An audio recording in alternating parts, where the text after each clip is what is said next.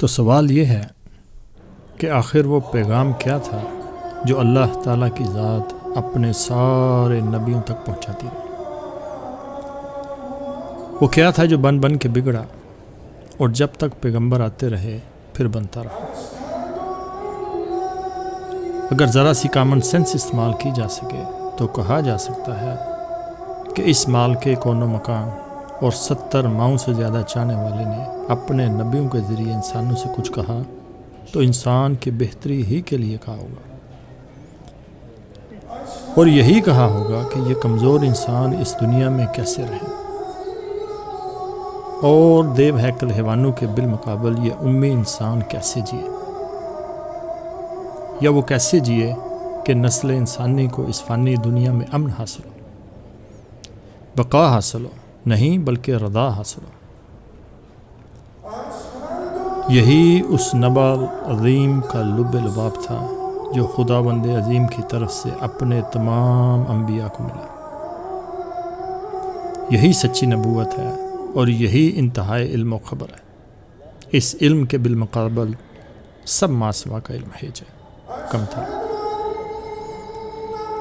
بڑی سے بڑی خبر جو انسان کو اپنے رب سے مل سکتی ہے وہ یہی ہے کہ اس زمین و آسمان کی ملکوت کیا ہے، حکم قضاء و قدر کیوں کرے، امتیں کیوں کر ترقی کی منازل طے کرتی ہیں، اور قومیں کیسے اپنے آپ کو تباہ و برباد کر لیتی ہیں، یعنی سزا کس معیار کو دیکھ کر آتی ہے اور جزا کس دستور کو نباہ کر ملتی ہے۔ یہی وہ سوال ہیں جو نسل انسانی کے لیے موت و حیات کے سوال ہیں، اور ان کے بالمقابل کسی فرد کی بہبودی کا سوال ہے اور جو بات حتمی ہے وہ یہ ہے کہ اس کائنات دنیا کا نظام عدل و انصاف سے چل رہا ہے، صحت اور توازن سے چل رہا ہے، نہیں بلکہ قوت اور زور سے چل رہا ہے، اور اس میں جو بھی بات ہو رہی ہے نظم و نسق اور غور و خوض سے ہو رہی ہے۔ اس نظام کو چلانے والا ہر شے کو بغور تمام دیکھ رہا ہے، امتوں کے اعمال دیکھ رہا ہے، افراد کی صحیح عمل دیکھ رہا ہے، اور اس لرزہ خیز نظام حکومت میں استبداد کی بو قطعاً نہیں، ظلم بالکل بھی نہیں، اور کسی نواب کی لاابالیت ہرگز نہیں۔ میرا یقین ہے کہ اس آئین جزا و سزا کا علم سب نبیوں کو ملا،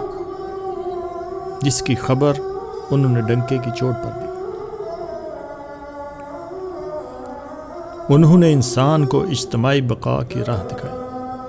اور اقوام کے مد و جزر کے اصول بیان کیے، اور امتوں کو راہ راست پر چلا کر صدیوں تک کا دوام دے گئے، اور نافرمانوں کو آنکھوں کے سامنے سزا ملتی ہوئی دکھا گئے۔ یہی ان کا لایا ہوا دین تھا، اور اسی دین پر چلنے کا خدا متمنی تھا۔